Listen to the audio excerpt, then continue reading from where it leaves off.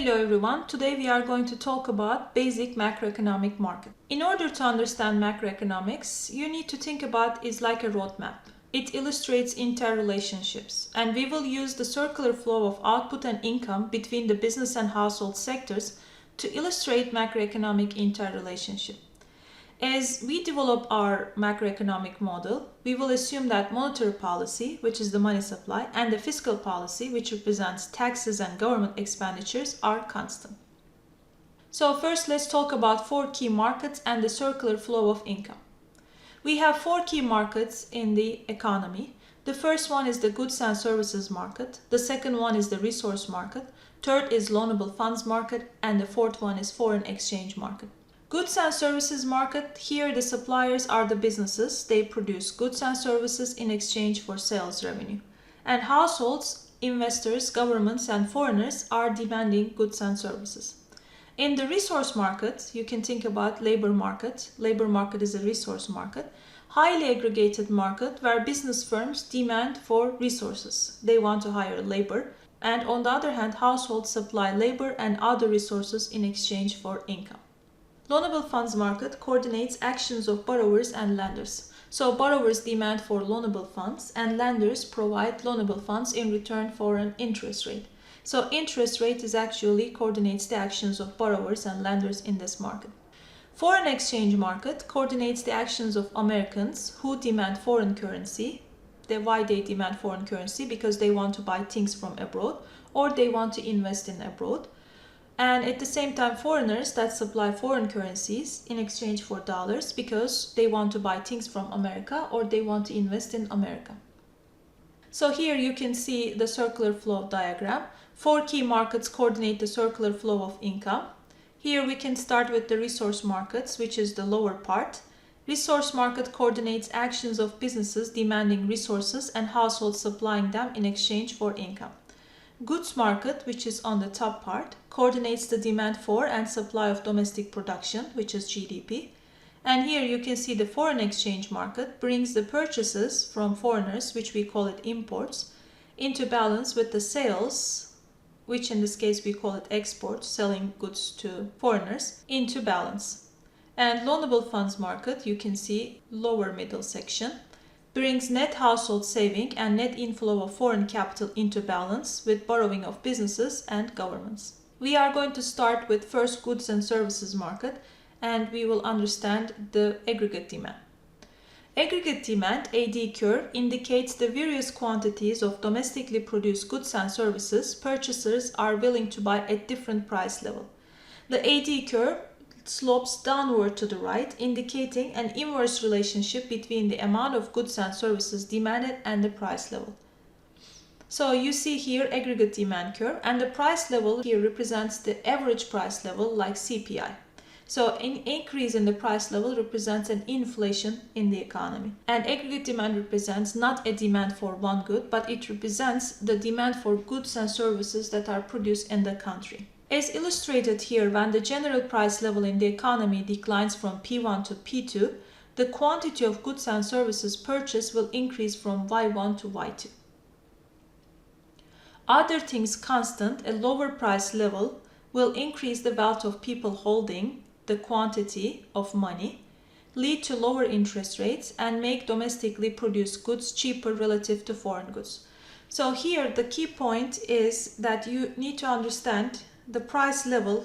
When we say price levels are going down, it represents a decrease in all price level or an increase all prices in the economy. So when we talk about the demand for a product, let's say the demand for an orange juice, when the price of orange juice increases, people usually substitute with apple juice. So they buy less orange juice and therefore they buy more apple juice. But this is not the case for this diagram. Why? Because this price represents the all prices. When this price falls down, all prices are falling down. So there is no substitution effect. Then why do we see a decreasing demand curve when the prices are rising or an increasing demand when the prices are decreasing in the entire economy? So we have three reasons. The first one is the wealth effect. So it says that when the prices are cheaper, all prices are cheaper, with the fixed money the people are holding, they have more purchasing power, so they can buy more goods and services with the fixed amount of money they have. The second one is the interest rate effect. When the prices are cheaper, people need less money to make the exchange. They don't need to carry too much money, so they keep their money in the loanable funds market. When there are too many savings in the loanable funds market, the interest rates are going to go down. And when interest rates go down, you are going to purchase, for instance, a new house, or you are going to buy a new car because borrowing becomes cheaper. And therefore, this is called interest rate effect. And finally, there is foreign exchange effect. In that case, domestic goods becomes cheaper compared to the imported products. Therefore, there is going to be more demand for domestic products. So each of these factors tends to increase the quantity of goods and services purchased at the lower prices. A lower price level increases the purchasing power of the fixed quantity of money, as we said before. That's called wealth effect. A lower price level will reduce the demand for money and lower the real interest rate, which then stimulates additional purchases during the current period. That's called interest rate effect. And other things constant, a lower price level will make domestically produced goods less expensive relative to foreign goods, and that's called foreign exchange effect. Next, we talk about aggregate supply of goods and services. When considering the aggregate supply curve, it's important to distinguish between the short run and the long run. Short run is a period of time during which some prices, particularly those in resource markets, are set by prior contracts and agreements. So they are fixed. It's hard to change them. For instance, you made your labor contracts for a year, then the short run is year. Or you lease a machine for 5 years and then short run is 5 years, because you can't change that contract during the 5 years. Therefore, in the short run, households and businesses are unable to adjust these prices when unexpected changes occur, including unexpected changes in the price level. Long run, on the other hand, is a period of sufficient time that people have the opportunity to modify their behavior in response to price changes. Short-run aggregate supply curve, which is SRAS, indicates the various quantities of goods and services that domestic firms will supply in response to changing demand conditions that alter the level of prices in the goods and service market. And short-run aggregate supply curve slopes upward to the right. The upward slope reflects the fact that in the short run, an unanticipated increase in the price level will improve the profitability of the firms. I think this is clear. When the prices are rising, the firms are selling at a higher price, but the resource prices do not change. You pay the same wage, you pay the same lease contract, so the firm becomes more profitable, and therefore the supply is going to increase. Here you can see the short-run aggregate supply curve. It's an upward sloping curve, and that curve shows the relationship between the price level and the quantity supplied of goods and services by producers. In the short run, firms will expand output as the price level increases because higher prices improve profit margins, since many components of cost will be temporarily fixed as a result of prior long-term commitments. Long-run aggregate supply curve indicates the relationship between the price level and the quantity of output after decision makers have had sufficient time to adjust their prior commitments where possible. So in the long run, now wage contracts can be adjusted and new expectation of inflation could be incorporated in the wage. And also lease contracts can be adjusted too. Long run aggregate supply is related to the economy's production possibilities constraint. A higher price level does not loosen the constraints imposed by the economy's resource base, level of technology, and the efficiency of its institutional arrangements. These are fixed and they are not going to be affected by the increase in prices. Therefore, an increase in the price level will not lead to a sustainable expansion in output. Thus, long-run aggregate supply curve is vertical. You can see here, long-run aggregate supply curve is vertical at full employment rate of output. In the long run, a higher price, you can change the price here, increase the price, but the output stays at YF. So once people have time to adjust their long-term commitments, resource markets will adjust to their higher levels of prices and thereby remove the incentive of firms to continue to supply a larger of output. So let's give one example. Let's say the profit, as you know, is total revenue minus total cost. What happens in the long run? Let's say prices double, so your total revenue doubles. In the short run, this TC doesn't change, so therefore there is a profit here. And because of increase in profit, firms expand their production. But in the long run, total revenue doubles, and people also incorporate this change, price changes, into the wage contract, so total cost doubles. So the profit is the same as before, therefore there is no incentive to increase the output. That is represented by long-run aggregate supply curve. An economy's full employment rate of output, the largest output rate that is sustainable, is determined by the supply of resources, level of technology, and the structure of the institution. These factors that are insensitive to changes in the price level. Therefore, we have a vertical long-run aggregate supply curve. Let's talk about equilibrium in the goods and service market. Short-run equilibrium is present in the goods and service market at the price level P, where the aggregate quantity demanded is equal to aggregate quantity supplied. This occurs graphically at the output rate, where AD intersect with SRAS curves. At this market clearing price P, the amount that buyers want to purchase is just equal to the quantity that sellers are willing to supply during the current period. You can see here, short-run equilibrium in the goods and service market occurs at price P, where short-run aggregate supply and AD curve intersects at an output of Y. If the price were lower than P, so if it's here, you see there's going to be more demand than the supply, so there's going to be an upward pressure on the prices. If the price is above here, then there's going to be more supply than demand. That means inventories are piling up. There's going to be a pressure down for the prices. Long-run equilibrium requires that decision makers who agree to long-term contracts influencing current prices and costs correctly anticipated the current price level at the time they arrived at the agreements. If this is not the case, buyers and sellers will want to modify the agreements when the long-term contracts expire. When long-run equilibrium is present, potential GDP is equal to the economy's maximum sustainable output consistent with its resource base, current technology, and institutional structure. That means the economy is operating at full employment. Actual rate of unemployment equals to natural rate of unemployment. So full employment, remember, we have still unemployment, but that's called natural rate of unemployment. Natural rate of unemployment refers to the unemployment that people need more time to find the right job for their skills and taste.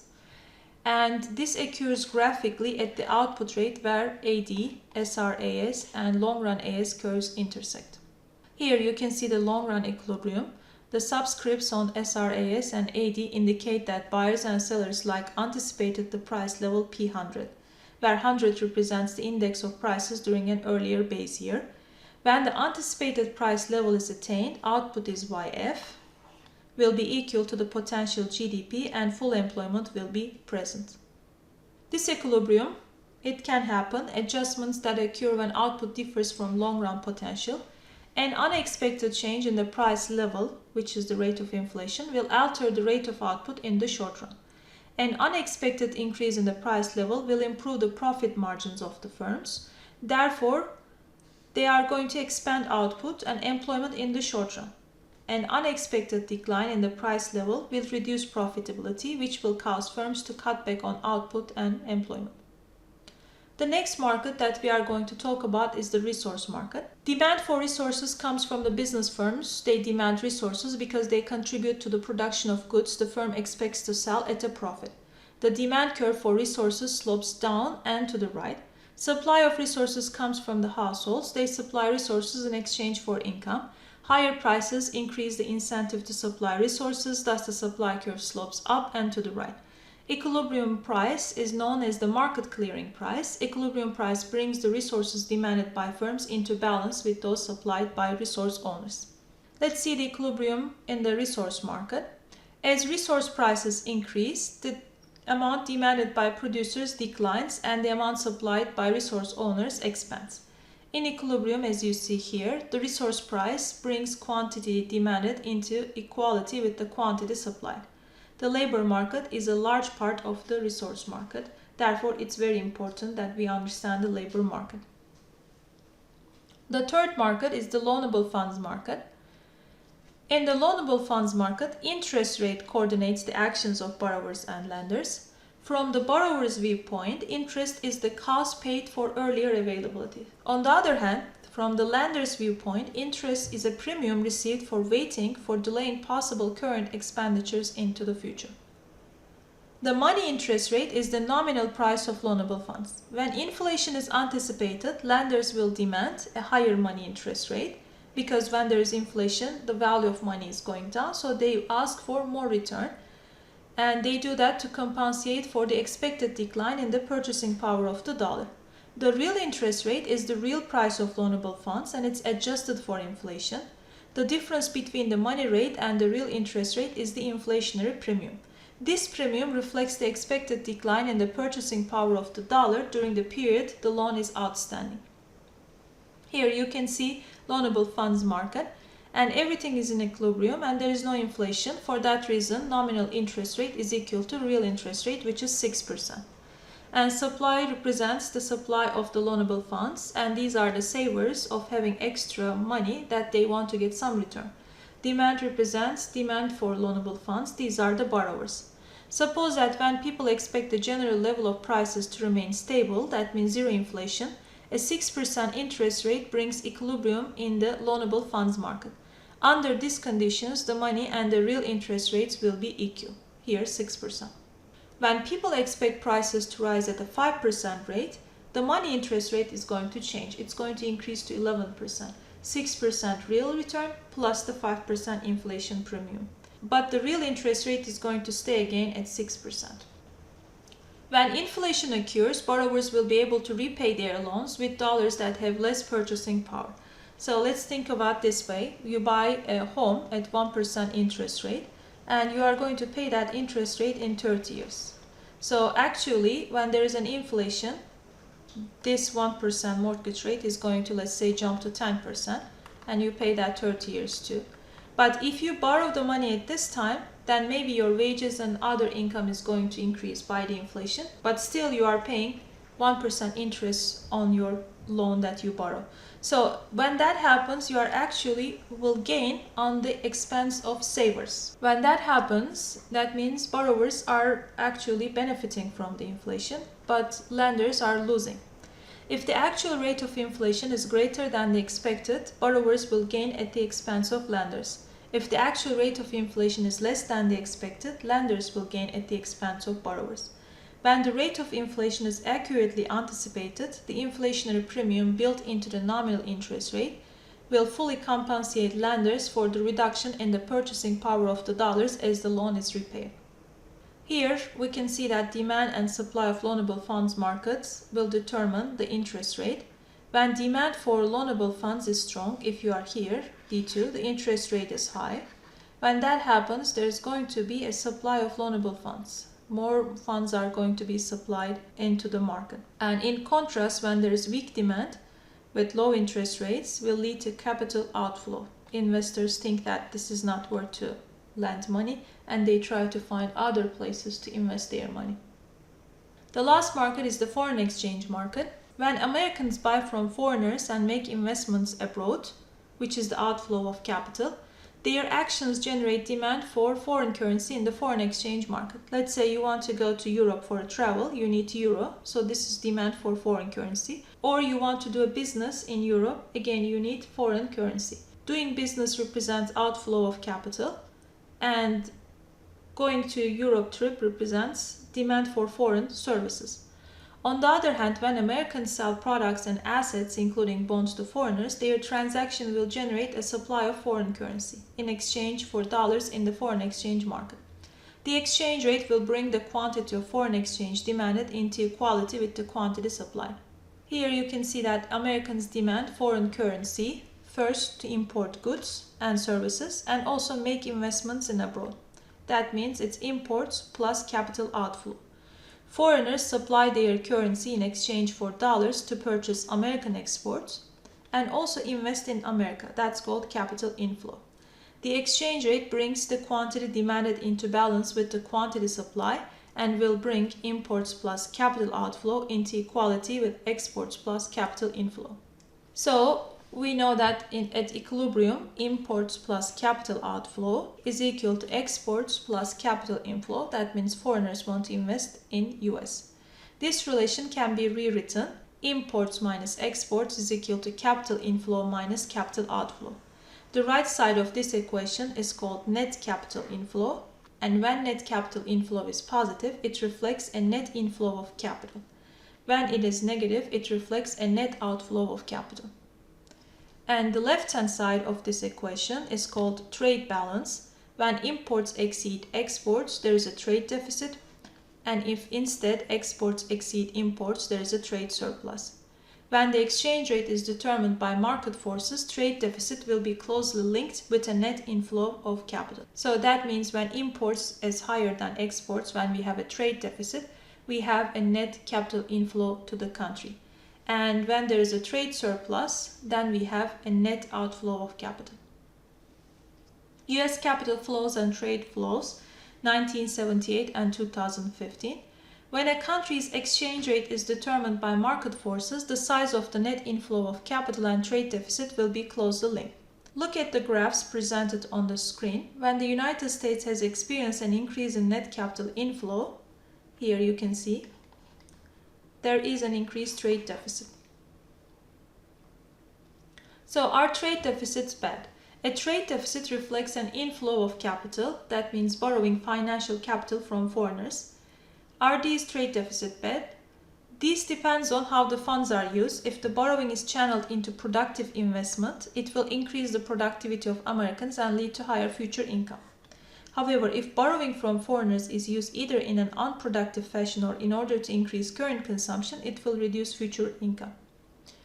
Recently, a large portion of the capital inflow to the US has been used to finance federal budget deficit. This borrowing has facilitated high levels of federal spending without having to levy equivalent taxes. As a result, current consumption has been higher and investment lower than would otherwise have been. Borrowing of this type reduces the rate of capital formation and slows growth. A family with financial problems cannot solve them by borrowing more in order to maintain its current level of consumption. Neither can a nation. And the long-run equilibrium. When the macroeconomy is in long-run equilibrium, the interrelationships among the four key markets must be in harmony. Resource prices, interest rates, exchange rates, and product prices will be such that, on average, firms will be just able to cover their cost of production, including a competitive return on their investment. So this is the end for this chapter. Thank you.